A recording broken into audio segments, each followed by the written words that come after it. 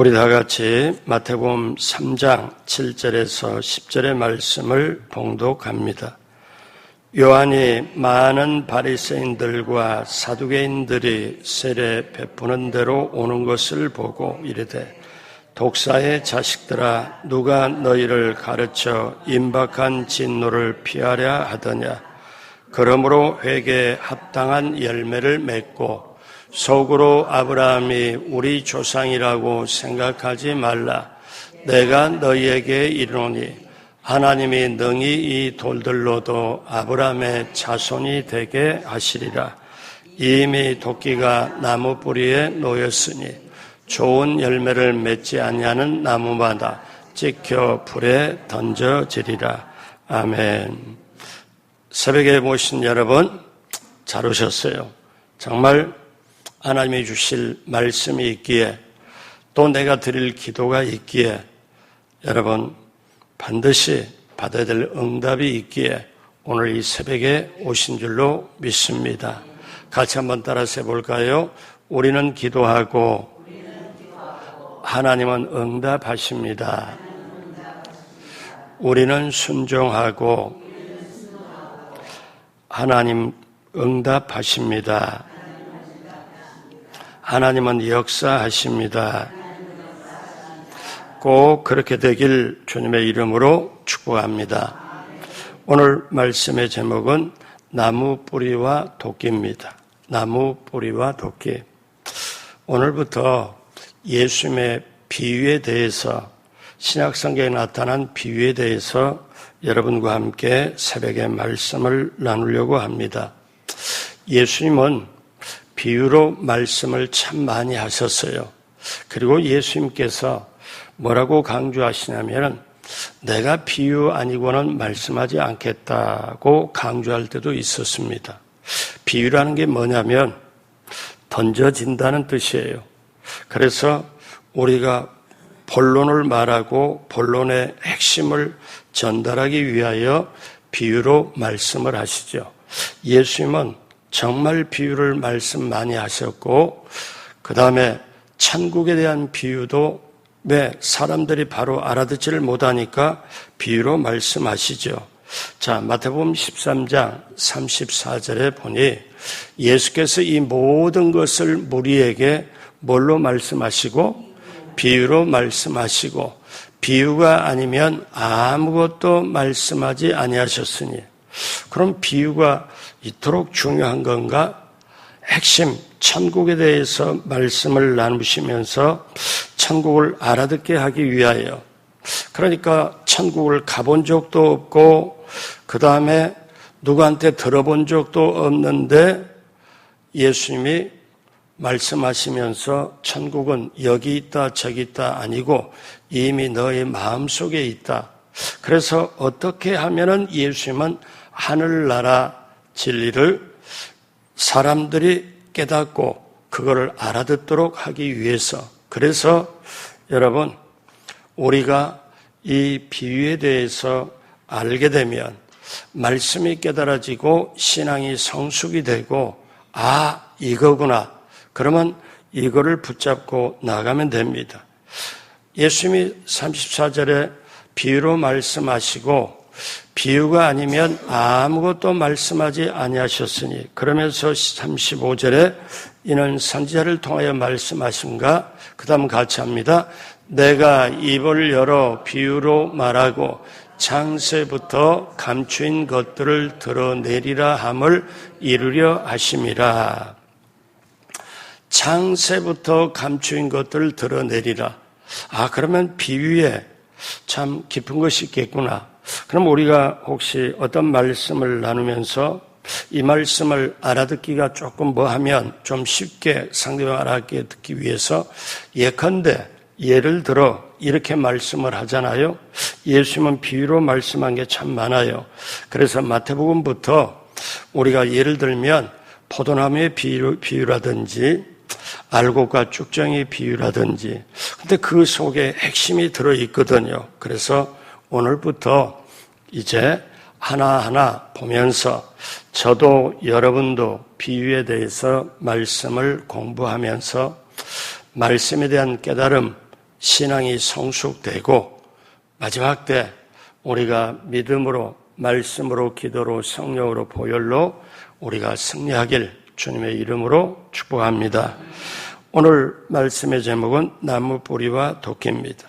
자, 침례 요한이 많은 바리새인과 서기관들이 그 당시 행동하는 걸 보고 이제 보니까 입으로는 제대로 말을 하는데 행함이 따르질 않아요. 그러다 보니까 이들이 위선적이에요. 그래서 그들이 뭐냐면 침례 요한에게 침례 받으러 나올 때에 이 침례 요한이 특징이 뭐냐면 아주 독설을, 쉽게 말하면 직설법으로 조미를 치지 않고 과감하게 얘기를 합니다. 그 말씀이 오늘 말씀인데 마태복음 3장 7절로 8절 다시 한번 다 같이 할까요? 요한이 바리새인들과 사두개인들이 침례 베푸는 대로 오는 것을 보고 이르되 이 독사의 자식들아 누가 너희를 가르쳐 임박한 진노를 피하라 하더냐. 그러므로 회개에 합당한 열매를 맺고 침례 받으러 오는 바리새인과 서기관 이들에게 그 당시 이들은 유대인으로서 굉장히 하나님을 잘 믿는다고 자랑을 했습니다. 그런데 자랑을 하고 하면서도 실제로 사랑하는 마음은 없고 그리고 하나님 앞에 회개하는 마음도 없어요. 그러다 보니까 위선적으로 갈 수밖에 없지요. 그래서 이 침례 요한이 그들 보고 3장 7절에 보니까 과감하게 얘기하잖아요. 독사의 자식들아, 누가 너희를 가르쳐 임박한 진노를 피하라 하더냐. 그러니까 이들이 너무나 위선적이고 가식적인 그들 종교 생활을 하는 걸 보고 너희들에게는 심판이 오는데 누가 너희 보고 심판을 피하려고 하더냐. 살 길은 3장 8절에 살 길은 회개에 합당한 열매를 맺고 그리고 9절 10절 다 같이 합니다. 속으로 아브라함이 우리 조상이라고 생각하지 말라. 내가 너희에게 이르노니 하나님이 능히 이 돌들로도 아브라함의 자손이 되게 하시리라. 이미 도끼가 나무 뿌리에 놓였으니 좋은 열매를 맺지 않은 나무마다 찍혀 불에 던져지리라. 그러니까 이 바리새인과 서기관들은 아브라함이 자기 조상이란 걸 너무너무 자랑을 했어요. 자랑을 하면서도 겉과 속이 다르니까 어떻게 합니까? 너희가 속으로 겉으로 사실은 아브라함을 너희 조상이라고 자랑하는데 그 자랑하지 말아라. 왜? 하나님은 너희를 제껴놓고 이 여기 있는 돌들로도 아브라함의 자손을 만든다. 자, 그러니 너희는 어떠냐? 이제 이미 도끼가 나무 뿌리에 놓였으니 너희에게는 심판이 임박했으니 너희는 심판받을 짓을 했고 심판받을 수밖에 없으니 좋은 열매 맺지 않는 나무마다 찍혀 불에 던져지리라. 자, 여기 나무 뿌리와 도끼, 이거는 비유로 말씀하셨는데 그러면 이 말씀이 오늘날 저와 여러분들에게 어떻게 우리가 깨닫고 나가야 될까요? 첫째로 심판에 대하여 말씀하고 있습니다. 심판입니다. 에스겔서 18장 19절에 그런데 너희는 이르기를 아들이 어찌 아버지의 죄를 담당하지 아니하겠느냐 하는도다. 아들이 정의와 공의를 행하며 내 모든 율례를 지켜 행하였으면 그는 반드시 살려니와. 자, 그러면서 20절 다 같이 볼까요? 범죄하는 그 영혼은 죽을지라.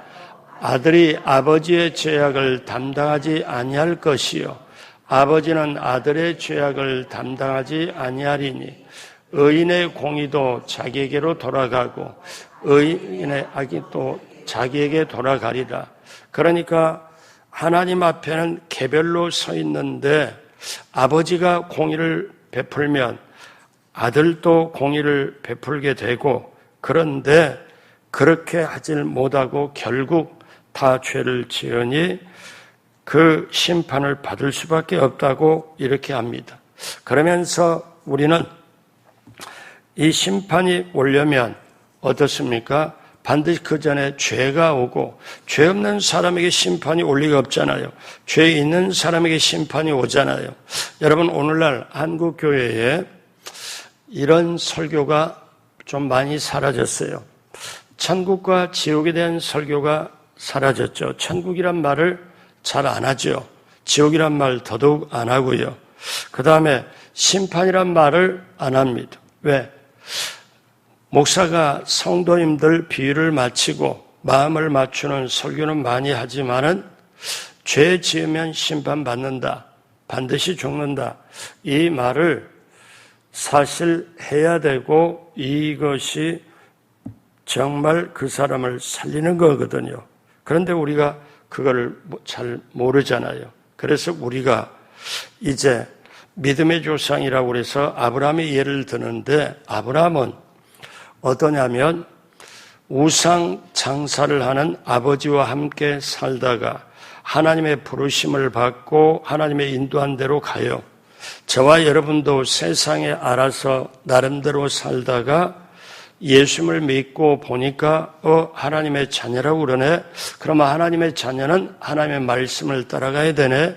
그럴 때 아브라함이 우리에게 바로 모범이 되는데, 아브라함도 인간적으로 거짓말도 하고 실수도 하고 자기 아내를 자기가 목숨 살려고 자기 누이라고까지 거짓말 치고, 그럴 때 하나님의 은혜로 다시 건져주고, 그럴 때 아브라함은 나름대로 살다가 이 육신의 정욕, 안목의 정욕, 이 세상의 자랑이 벗겨지고 내려놓고, 그리고 하나님을 따라가는데, 히브리서 11장 8절은 믿음으로 아브라함 부르심을 받을 때 뭐하여? 순종하여 장래 위업으로 받을 땅에, 즉 가나안 땅에 나아갈새 갈 바를 알지 못하고 나아갔으며, 갈 바를 알지 못하고 나아갔다는 것은 자기 생각과 경험과 지식으로는 말이 안 되는데, 순종할 건덕지가 없는데, 그런데 말씀을 따라갔다는 거예요.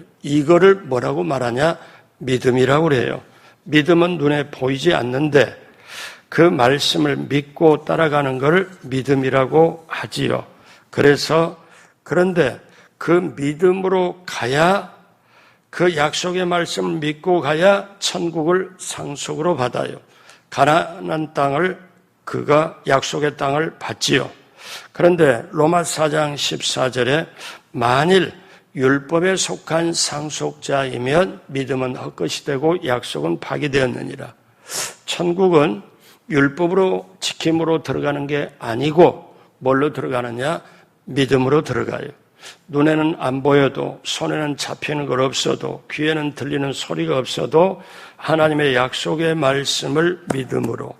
왜? 하나님이, 여러분, 우리가 생각할 때 하나님은 말씀을 전하잖아요. 근데 오늘날 현대인들은 이 말씀 따로 하나님 따로 이렇게 하지만, 여러분, 하나님은 말씀하신 바를 그대로 실행하고 약속한 걸 그대로 하기 때문에 하나님이 말씀이고 말씀이 하나님이고 약속이 하나님이에요.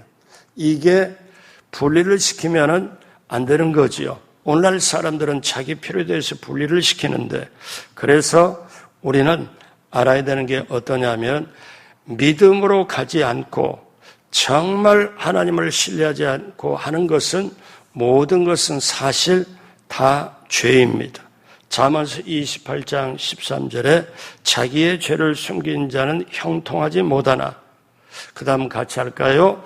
죄를 자복하고 버리는 자는 불쌍히 여김을 받으리라. 자, 그러므로 나무 뿌리와 도끼는 뭐를 말하는가 하면은 결국 심판을 말해요. 심판을 말해요. 그럼 어떤 사람이 심판을 받느냐? 말씀대로 행하지 않고 겉다르고 속 다르고 위선자가 될 수밖에 없을 때, 아브라함을 조상이라고 자랑을 하면서도 실제로 아브라함의 믿음을 본받질 않아요. 아브라함은 갈 바를 알지 못하고 눈에 보여서 따라가는 게 아니고 눈에 보이지도 않고, 아브라함은 자기 생각 다 내려놓고 결국 말씀을 따라서 갔는데 이 바리새인과 서기관들 이들은 어떠냐면은 아브라함처럼 하지도 않으면서 아브라함을 자랑하고 아브라함을 내세워서 솔직히 말하면 자기의 위선을 자랑하는 거죠. 그럴 때 너희들에게는 이미 나무 뿌리에 도끼가 놓였다. 도끼가 이제 딱 그거는 뭐냐? 심판을 말해요. 그러면 자 이제 우리가 한 가지 두 번째 알아야 될 거는 나무의 가치에 대해서 알 필요가 있습니다. 여러분 나무는 왜 심어요? 나무가 왜 있어요? 유실수가 있고 무실수가 있잖아요. 그런데 사람이 나무를 심을 때 이파리가 무성한 걸 보기 위해서 물론 공원에 가면은 걸을 수가 있죠. 길가에 걸을 수가 있죠.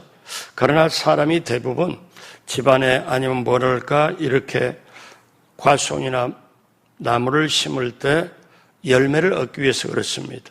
그러니까 나무의 가치가 어떠냐면 열매를 얻기 위해서 예수님이 어느 날 예루살렘에서 일 보고 베다니 오셔갖고 주무시다가 아침에 일찍 들어가실 때 그때 제자들 앞에서 자 마태복음 21장 19절에 길가에서 한 무화과나무를 보시고 거리로 가사 잎사귀 밖에는 아무것도 찾지 못하시고 나무에게 이르시되 이제부터 영원토록 내가 열매를 맺지 못하리라 하시니 무화과나무가 곧 마른지라. 이거는 뭐냐면 예수님이 이유 없이 그냥 서 있는 무화과나무를 위에부터 뿌리까지 말리면서 제자들에게 뭘 가르치냐면은 열매가 있어야 된다. 열매가 없으면 아무 소용이 없다. 그래서 저와 여러분들에게 뭐를 요구하냐? 나무의 가치는 열매를 맺는 게 있다. 열매를 맺지 못하면은 불쏘시개로 들어간다. 그런데 오늘 세 번째 이것 때문이죠.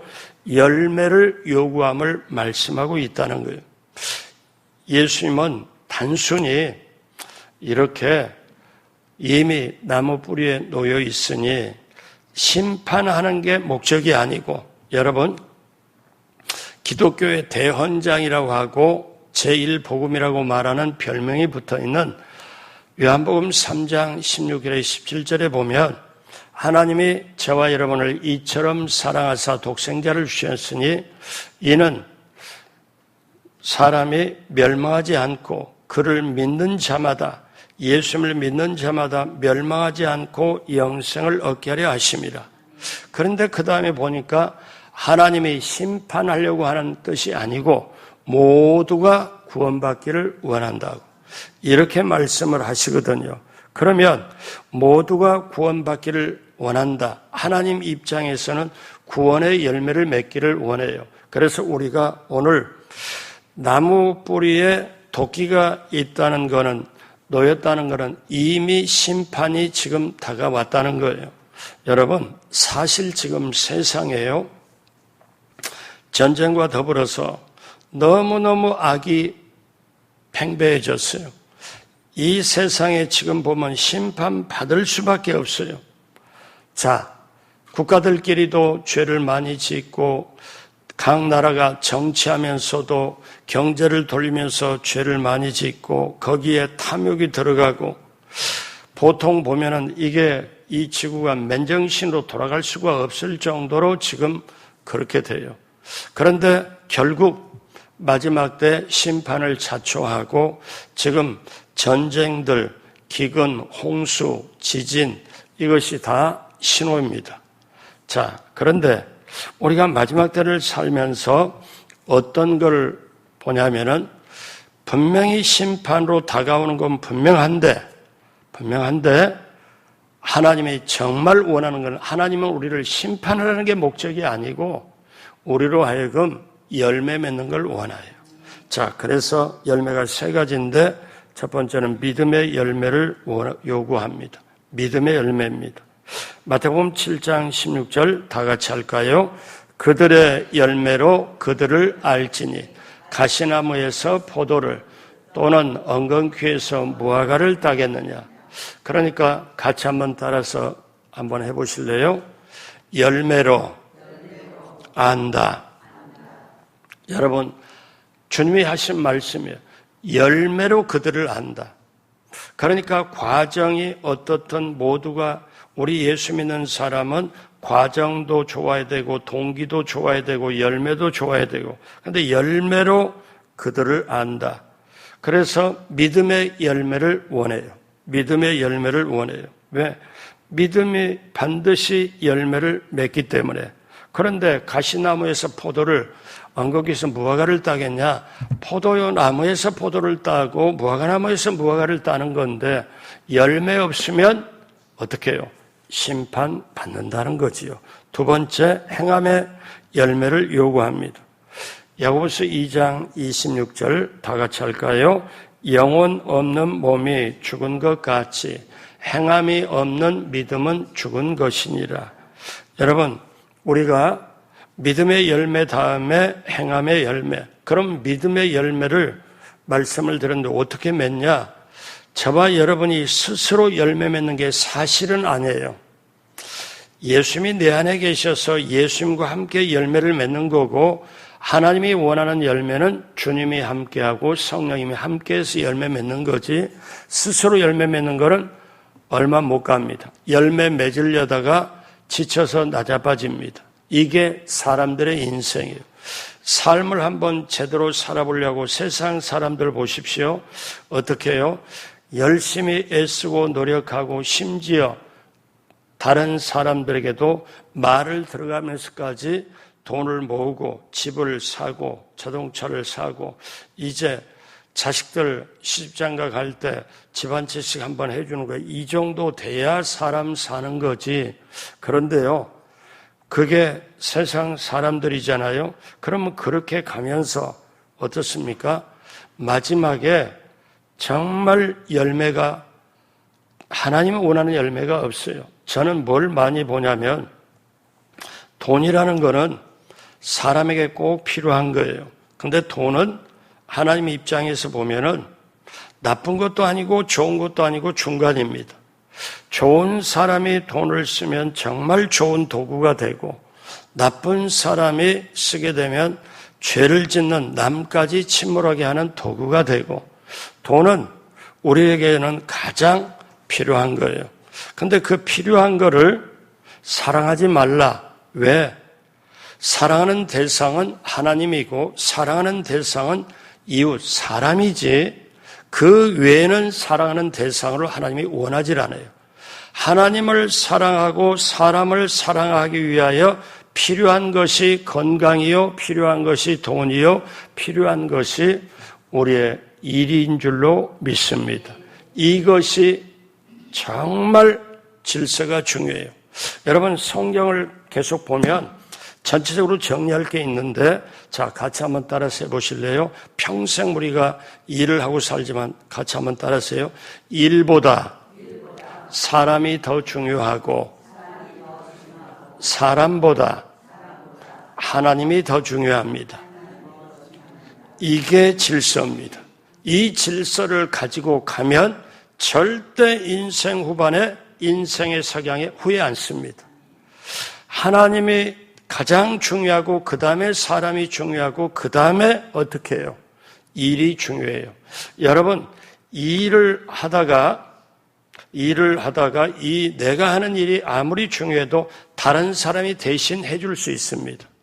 목사가 지금 설교하잖아요. 근데 제가 만약에 어떤 일이 있다고 할 때 다른 사람이, 우리 부목사님이나 다른 사람이 대신 와서 이 자리에 설교할 수 있잖아요. 이 일은 대체가 가능해요. 이 사람이 일을 하는데 이 사람보다 다른 사람은 대체가 가능해요. 그런데 남편, 아내, 자식은 대체가 안 됩니다. 일보다는, 대체가 가능한 일보다는 사람이 더 중요해요. 그런데 여러분, 이렇게 표현하면 좀 불경스러운 건데요, 하나님 대체가 가능한가요? 죽었다 깨나도 하나님은 대체 불가능해요. 여러분, 우리가 아무리 일을 하고 돈을 벌고 해도 일보다는 사람이 더 중요하다. 사람보다는 하나님이 더 중요하다. 이 질서를 분명히 가지고 한 번 더 따라하세요. 죄는 멀리, 회개는 빨리, 하나님께는 가까이. 이것이 바로 신앙의 전진이에요. 그렇게 가면은 후회함이 없죠. 열매를 맺을 수밖에 없죠.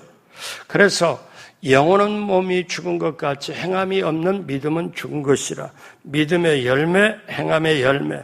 마지막으로 세 번째, 성령의 열매를 요구합니다. 마태복음 7장 17절, 18절 다 같이 하죠. 이와 같이 좋은 나무마다 아름다운 열매를 맺고 못된 나무가 나쁜 열매를 맺나니 좋은 나무가 나쁜 열매를 맺을 수 없고 못된 나무가 아름다운 열매를 맺을 수 없느니라. 여러분, 이거는 진리입니다. 좋은 나무가 좋은 열매 맺고 나쁜 나무가 나쁜 열매를 맺고 오늘 새벽에 오신 저와 여러분은 정말 우리가 구원받고 하나님의 자녀가 되었으니 하나님의 자녀를 증거하고 증언하는 성령님의 인도 따라 성령님의 열매를 맺기를 주님의 이름으로 축복합니다. 하나님께 대하는 사랑, 희락, 화평, 그리고 이웃에 대해는 오래 참음, 자비, 양선, 내 자신에게는 충성과 온유와 절제, 성령의 열매를 맺길 주님의 이름으로 축복합니다. 그래서 오늘 나무 뿌리에 놓여있는 도끼, 우리가 마태복음 7장 19절 20절 마지막으로 다 같이 합니다. 아름다운 열매 맺지 아니하는 나무마다 찍혀 불에 던져지느니라. 이러므로 그들의 열매로 그들을 알리라. 그러므로 여러분, 열매 없으면 하나님 앞에 내놓을 게 없어요.